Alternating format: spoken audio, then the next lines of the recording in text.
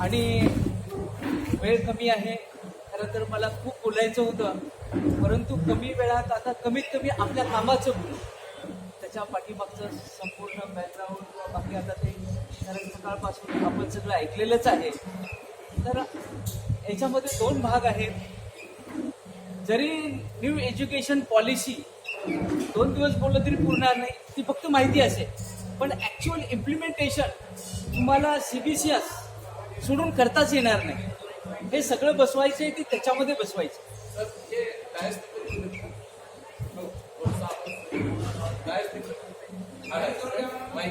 आवाज येत नाही.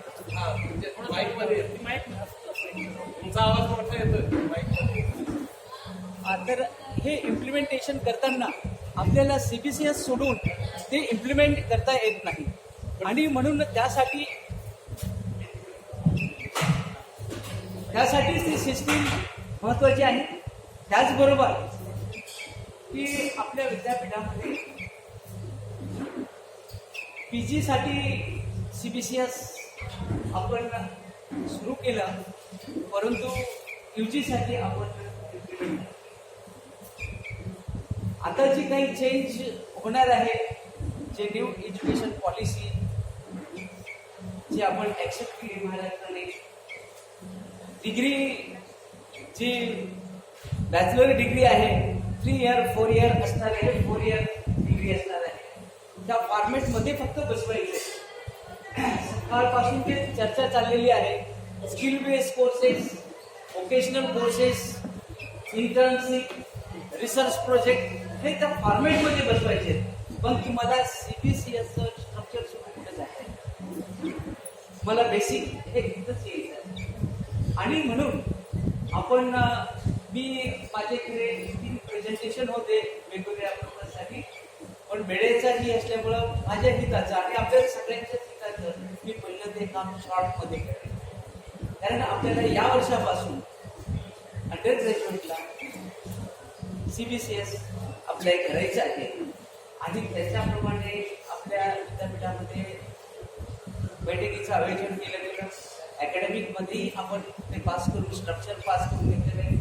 बोर्ड ऑफ स्टडीज आता सिलेबस तयार करून घेत आहे, परंतु ते इम्प्लिमेंट आपल्याला करायचं आहे. आणि त्यामुळे ते स्ट्रक्चर कसं आहे, त्याच्यामध्ये काय आहे, याच्याबद्दल मी आधी तो पॉईंट एक्सप्लेन करेन. आणि ते झाल्यानंतर अकॅडमिक बँक ऑफ क्रेडिट आणि पडणं वेळ होणारच नाही. जर राहिला तर आपण पुढच्या विषयाकडे जाऊ. तर आधी याच्यावरती ते सांगेल. आता या ठिकाणी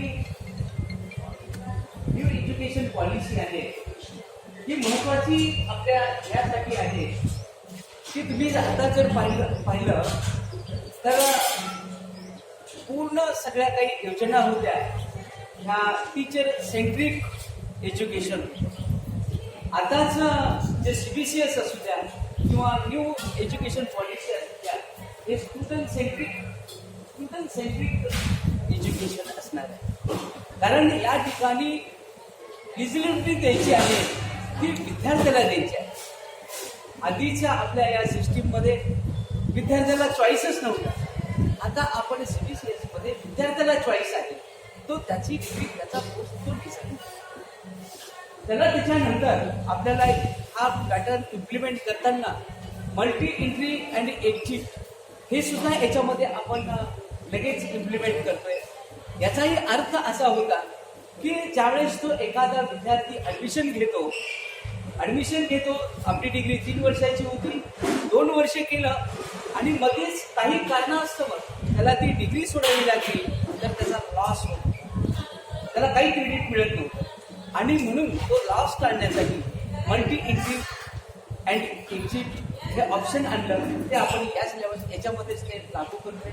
कारण ज्यावेळेस तो 1 वर्ष कंप्लीट करेल त्यावेळेस तो काहीतरी स्किल घेऊन जाणार आहे. सिलेबस आपण त्याप्रमाणे डिझाईन करतोय, त्यावेळेस त्याला सर्टिफिकेट कोर्स द्यायचा. जर तो सेकंड इयर नंतर गेला तर त्याला डिप्लोमा म्हणजे 40-40-80. आता हे एका सेमिस्टरला किती क्रेडिट ठेवायचे याचा सुविधा आपण करायची आहे. आणि मी एक अंदाजे सांगितलं की 40-40, 20-20 40 असं धरू किंवा 25-25-50 युजीसीने एक पॅटर्न दिलेला आहे की किती द्यायचे किती ठरावी आणि प्रत्येक विद्यार्थ्याला त्यांनी मुभा दिलेली स्वातंत्र्य दिले की तुम्ही त्या ठिकाणी पर्यंत जायचं आहे. त्याप्रमाणे ज्यावेळेस तो सेकंड इयर कम्प्लीट करेल त्याला तिथून डिग्री सोडावी लागली तर त्याला डिप्लोमा सर्टिफिकेट आणि 3 वर्ष कम्प्लीट करू शकत असेल तर त्याला बॅचलर येईल. आता नवीन एज्युकेशन पॉलिसीमध्ये काय केलं आणखी ते त्याच्या पुढे की त्यांनी 4 इयर डिग्री सुद्धा त्या ठिकाणी प्रपोज केलेली आहे. आमचीच कमिटी त्याच्यावरती काय कसं बसून कारण विद्यापीठ सोलापूर विद्यापीठ असू द्या आपलं डॉक्टर बाबासाहेब आंबेडकर मराठवाडा विद्यापीठ असू द्या नागपूर सर्व विद्यापीठामध्ये स्ट्रक्चर रचना स्टाफचं मंजुरी ह्या सगळ्या गोष्टी वेगळ्या आहेत. एकत्रितपणे ते कसं करता येईल याच्यावर आमच्या बैठका चालू आहेत. मी त्याच्या दोन्हीचा गुंता होऊ नये म्हणून मी त्याच्या विषयावरती जास्त बोलणार नाही. आपल्या विद्यापीठामध्ये आता जे CBCS इम्प्लिमेंट करायचं की त्याच्यावरच जास्त बोलले दोन्ही एकत्र बोललं तर गोंधळ होण्याची शक्यता आणि म्हणून हे विद्यार्थ्याच्या फायद्यासाठी हे स्टुडंट सेंट्रिक असल्यामुळं आपण ते सुरू करतोय. त्याच्यामध्ये जर हे केलं की जी गाईडलाईन आहे किंवा हे जे रेग्युलेशन आहे याच्यामध्ये काही टर्म्स आपण वापरलेले आहेत. एक अकॅडमिक इयर म्हणजे 1 ऑड 1 इव्हन हे मिळून एक सेमिस्टर मिळून एक इयर असेल. चॉईस बेस्ड क्रेडिट सिस्टीम हे विद्यार्थ्याला त्या ठिकाणी विषय निवडण्याची त्या ठिकाणी मुभा देणार आहे चॉईस देणार आहे संधी देणार आहे आणि ते विषय साधारणतः साहित्य असू शकतात. एक कोर सब्जेक्ट दुसरं इलेक्टिव्ह त्याला जो आपण मायनरी म्हणतो तिसरं असेल स्किल आणि लँग्वेज सुद्धा त्याच्यामध्ये सुविधा आहे. म्हणजे अशा प्रकारच्या कॅटेगरीमधून सब्जेक्ट निवडण्याची त्याच्यामध्ये सुविधा आहे. त्याच्यानंतर कोर्स बऱ्याच वेळा पेपर आणि कोर्स तिथं कुठं आलं तर आपलं कन्फ्युजन होतं. तर या ठिकाणी तेही डिफाईन केले की कोर्स म्हणजेच आपण त्याला पेपर्स असं म्हणूया. आम्ही ऑर्डिनन्समध्ये सुद्धा तसंच कोट केलेलं आहे. त्याच्यानंतर याच्यामध्ये असं कंपल्सरी नाही की प्रत्येक कोर्सला म्हणजे प्रत्येक पेपर्सला सेम वेटेज असेल. त्यांच्यामध्ये वेटेज कमी जास्त असू शकतो. काही कोर्सेस हे 2 क्रेडिटचे असतील काही 3 क्रेडिटचे असू शकतात आणि त्याच्यामुळे मार्क्स त्याच्यामध्ये व्हेरिएशन होऊ शकतात. त्याच्यानंतर प्रत्येक कोर्स ही आधीच काही स्ट्रक्चरच डिझाईन करून आमच्या बोर्ड ऑफ स्टडीजच्या मेंबर्सला दिले की ज्यावेळेस तुम्ही ते कराल त्यावेळेस स्ट्रक्चर सारखं पाहिजे त्याचं फॉर्मॅट मी त्यांना आधीच पुरवलेलं आहे. त्याच्यानंतर त्या ठिकाणी grade point letter grade programme semester grade याच्याबद्दल सविस्तर विवेचन त्या ठिकाणी केलेलं आहे. आता याच्यामध्ये तुम्ही पहा की कालावधी किती असणार आहे म्हणजे सध्या आपण जे इम्प्लिमेंट करणार आहे टोटल कालावधी आपण जो सध्या इम्प्लिमेंट करतोय की 3 इयर डिग्री असणार आहे आणि त्याच्यामध्ये CBCS पॅटर्न आपण अप्लाय करतोय. त्याच्यामध्ये ॲन्युअल आणि सेमिस्टर असतं. आपण semester pattern accept CBCS semester pattern याच्यामध्ये 3 वर्षामध्ये 6 सेमिस्टर्स असतील.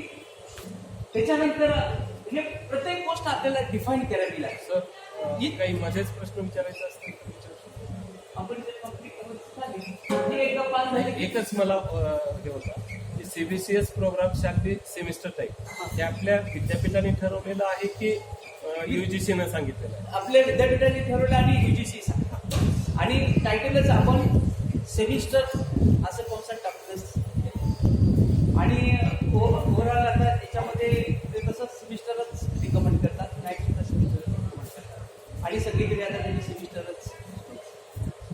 त्याच्यानंतर हे किती वीकचं असावं तर साधारण 15 वीक्स कमीत कमी 19 डेज वर्किंग डेज असावेत याची सुविधा आपण त्याच्यामध्ये केलेली आहे. हा किती क्रेडिटचा कोर्स असावा तर आपण 149 तसं UGC किंवा यांनी 140 सांगितलं. तुम्ही जास्त घेतले तरी चालेल त्याच्यापेक्षा थोडं कमी आलं तरी चालेल. आपल्या आपल्या स्ट्रक्चर एक प्रिन्सिपल आपण याच्यामध्ये पाहिलं की काही झालं तरी आपला जो स्टाफ आहे वर्कलोड कमी होता कामा नये, म्हणजे सरप्लस कुणी होता कामा नये. 4-2 पिरियड वाढले तरी चालतील, पण तो कमी झाले तर परत अडचणीत कुणी येऊ नये म्हणून आम्ही युजीसीच्या स्ट्रक्चरमध्ये सुद्धा काही चेंजेस जाणीवपूर्वक केल्या आणि आपला प्रेझेंट वर्कलोड कसा वाचेल आणि सर्वांना तो पुरेल याची तंतोतंत काळजी केली आणि म्हणून आपण त्यानंतर 50 क्रेडिटचं रिकमेंड केलं. त्याच्यानंतर या ठिकाणी एक आता ही पॉलिसी येते, पुढच्याच वर्षी जर त्यांनी गव्हर्नमेंटने सांगितलं की ते तुम्ही लागू करा, त्यावेळेस आपली पंचायत नको म्हणून आपण आताच त्याच्यामध्ये थोडा चेंज करतोय की सर एक सेमिस्टर झालं, एक वर्ष झालं की त्याला डिग्री देऊन टाका, सर्टिफिकेट देऊन टाका. दुसरं वर्ष कंप्लीट केलं त्याला डिप्लोमा देऊन टाका. म्हणजे याची सुविधा याच्या स्ट्रक्चरमध्ये आपण करतोय. काही वेळेस आम्ही कोर्ट ऑफ सर्टिफिकेट दिलं, नंतर हे सगळे सर्क्युलर फटाफट आले, पण आम्ही ते मॉडिफाईड याच्यामध्ये सगळं व्यवस्थित करतोय की अशा प्रकारची सुविधा त्याच्यामध्ये होईल. कारण कुठल्याही प्रकारे मुलाचं नुकसान झालं नाही पाहिजे, स्टुडंटला त्या ठिकाणी आपण जास्त म्हणतो. त्याच्यानंतर त्यांना याच्यामध्ये साधारणतः तुम्ही पाहिलं की क्रेडिट सुद्धा मी या ठिकाणी डिसाईड करून आणलेले होते की जर फर्स्ट इयर कम्प्लीट केलं तर त्याला 45 क्रेडिट आज कम्प्लीट केले की त्याला सर्टिफिकेट मिळेल. 58 क्रेडिट कम्प्लीट केले की त्याला 58 सेकंड म्हणजे दोन्हीचे 3 क्रेडिट झाले की त्याला डिप्लोमा मिळेल. म्हणजे अशा प्रकारची त्याच्यामध्ये म्हणजे जर एखादा मुलगा जर तो बॅचलर डिग्री द्यायची असेल तर त्याला 6 सेमिस्टर तरी कंप्लीट केलेले असले पाहिजे आणि त्यांनी 150 क्रेडिट अर्न केले. म्हणजे ही एक त्याच्यामध्ये तरतूद आहे. आपण आता ही जी सिस्टीम आहे याच्यात कोर्सेस कसं असणार आहे, कोर्स स्ट्रक्चर कसं असणार आहे याच्याबद्दलही एक मी आपल्याला सांगू इच्छितो.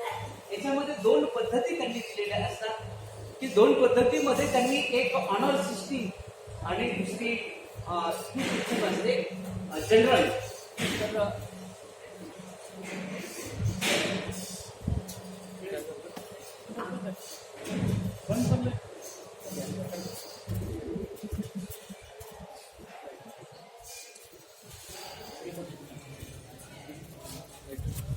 लाईट स्विच झालं, आली का लाईट? लाईट आली झालं ना स्विच झालं स्विच. एलईडी नाही चालत, एलईडी डिस्प्ले नाही.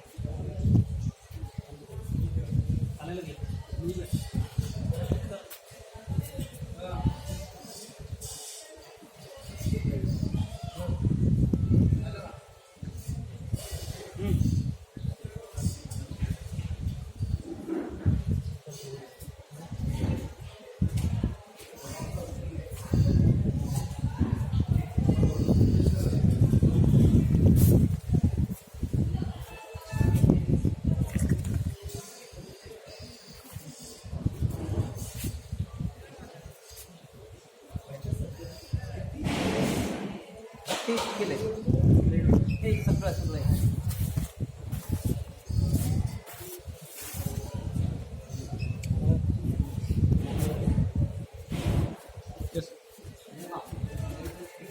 त्याच्यामध्ये आपण अंडर ग्रॅज्युएट प्रोग्राम आहे तर कोर्स स्ट्रक्चर कसं असणार आहे हे या ठिकाणी आपण दिले की या ठिकाणी ऑनर्स आणि जनरल बी एस. तर आपण जनरल BSc हा एक्सेप्ट केलेला आहे आणि आपला नेहमीचा पॅटर्न तो आहे. म्हणजे आपल्या स्ट्रक्चरमध्ये फारसा बदल होणार नाही. कारण जे आपलं नेहमी सवयीचं असतं हे ते आपण नेहमी चॉईस केलं पाहिजे, म्हणून आम्ही तो तसा डिझाईन केला. तर कुठलेही 3 डिसिप्लिन घेतले की 3 डिसिप्लिनचे तुम्ही हे करायचे आहे, 4 कोर्स स्टडी केले पाहिजे. म्हणून तुम्ही कोर्स करताना 12 पेपर्स करावे लागतात. 4 त्रिक 12 हे 12 3 डिसिप्लिनचे 4 कोर्स हे 12 पेपर्स तुम्हाला करायचे असतात. ऑनर्समध्ये ते 14 करावे लागतात. हे 12 करायचे आहे. उदाहरणार्थ माझा झुलाजी असल्यामुळं आणि समोर माझ्या बॉटनी असल्यामुळं बॉटनी झुलाजी केमिस्ट्री 4 त्रिक 12. त्याच्यानंतर दुसरा जो ग्रुप आहे ॲबिलिटी एनहान्समेंट कंपल्सरी कोर्सेस. हे 8 कोर्सेस आपल्याला 3 वर्षामध्ये करायचे आहेत. आपला पूर्वीचा, कारण आपला पहिलाच बेसिक मी तुम्हाला सांगितलं होतं की आपलं कोणाचंही वर्कलोड कमी होणार नाही याची या ठिकाणी सुद्धा काळजी घेतली. आपल्या प्रेझेंट पॅटर्नमध्ये first semester, second semester, third semester, fourth सेमिस्टरपर्यंत लँग्वेजेस आहे, इंग्लिश आहे, मराठी आहे. त्या लोकांचं सुद्धा वर्कलोड कमी नाही झालं पाहिजे, म्हणून या ठिकाणी सुद्धा आपण त्याची तरतूद केली. या ठिकाणी आपण इतर कोर्सला 2 क्रेडिट देतो, पण यांना 3 क्रेडिट दिले, कारण त्यांचे पिरियड घेतले. मी काही प्राचार्य वगैरे त्यांच्याशी कम्युनिकेशन केलं, कॉन्टॅक्ट केलं. मी हे 3-4 वेळेसही बोर्ड ऑफ स्टडी आणि फॅकल्टीमध्ये प्रेझेंटेशन केलेलं आहे. त्यांच्या सूचनेनुसार 3 क्रेडिटचा तो त्यांना दिलेला आहे. बाकीच्याला मात्र 2 क्रेडिट आपण म्हणजे हे सगळं त्याचा कोणाचाही लॉस होणार नाही याची काळजी घेतली. या ठिकाणी एक इंग्लिश आणि सेकंड लँग्वेज आपल्याला घ्यायची आहे आणि त्या लँग्वेजमध्ये सुद्धा तुम्हाला त्या ठिकाणी सवलत दिली. कोणत्या देतील याची आपण यादी डिटेल्समध्ये दिलेलं आहे. त्याच्यानंतर आता सकाळपासून जी चर्चा चालू होती की या ठिकाणी तुम्हाला जनरल BSc करत असताना 4 स्किल बेस्ड कोर्सेस करावे लागतील. कारण काय होतं, डिग्री घेऊन गेला पण त्याला काय करता येतं हे त्याला सांगता येईल. तो डिग्री घेऊन जाताना त्याला काहीतरी स्किल, काहीतरी मी हे शिकलोय, मी BScचं 1 वर्ष केलं तर मी काहीतरी करू शकेल हा छातीवर ठामपणे तो सांगू शकला पाहिजे, कृती करू शकला पाहिजे. डिप्लोमा गेल्यानंतर काहीतरी करू शकला पाहिजे. BSc डिग्री घेऊन गेल्यानंतर त्याला स्वतःच्या पायावर तरी ऍटलिस्ट उभा राहता आलं पाहिजे. कोणाच्या घरात रोज सर्व्हिसचा आज काय परिस्थिती आहे आणि म्हणून या ठिकाणी एम्प्लॉयमेंटच्या अपॉर्च्युनिटीज निर्माण होतील. त्याचबरोबर स्वतःचे रोजगार, स्वतःचा उद्योग, स्वतःच्या पायावर तो उभा राहू शकेल या ठिकाणी. म्हणून त्या ठिकाणी स्किल बेस्ड कोर्सेस आपण त्या ठिकाणी 4 करायचे आहेत. याचंही जे UGCने सांगितलं होतं की पहिले हे कोर्स 12 जे आहेत ते फर्स्ट, सेकंड, थर्ड, फोर्थ सेमिस्टरपर्यंत ते संपवायचे. स्किल कोर्सेस आहेत हे 3rd सेमिस्टर पासून ते TY पर्यंत म्हणजे 6th सेमिस्टर पर्यंत असं त्यांनी पॅटर्न दिला होता. परंतु मध्येच हे सर्क्युलर काही आता गाईडलाईन्स आल्यानंतर आपल्याला थोडासा तो स्किल बेस वरती घ्यावे लागेल.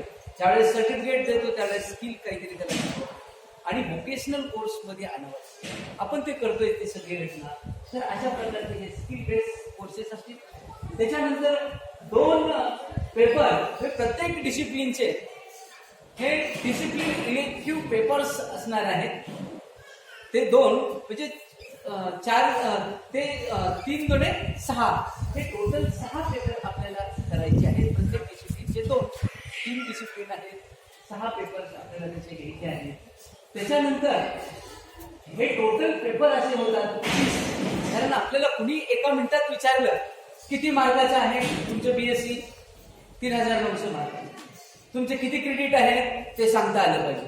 त्याच्यानंतर किती कोर पेपर आहेत, इलेक्टिव्ह किती आहे हे पटकन सांगता आलं पाहिजे. म्हणून मी अशा प्रकारचं प्रेझेंटेशन, कारण प्रत्येकाला प्रत्येक काय आहे, की पॉईंट्स काय आहेत हे एकत्रितपणे नीट समजून सांगितलं तर ते सोपं जातं.